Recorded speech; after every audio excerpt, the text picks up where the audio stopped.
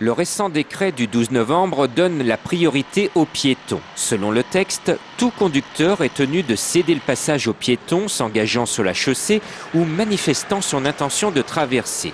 Une mesure appréciée par les associations de piétons. C'est un réel progrès, en particulier dans les zones très circulées et en particulier pour les personnes les plus fragiles, handicapées ou personnes âgées. En l'absence de passage piéton à plus de 50 mètres, le décret nous autorise à traverser. Le piéton est censé être prioritaire, mais malheureusement, cela ne marche pas à tous les coups, d'où les inquiétudes des usagers de la route.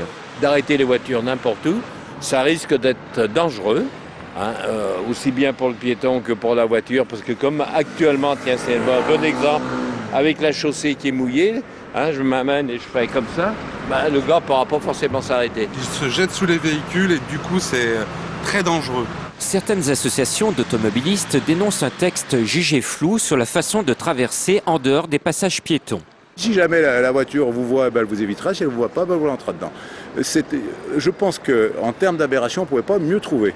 Alors maintenant, on va demander au législateur peut-être de préciser le texte, de savoir s'il faut faire des grands signes quand on voit une voiture. Pour le conducteur, ne pas respecter la priorité piéton l'expose à une amende de 135 € ou pire, à un grave accident.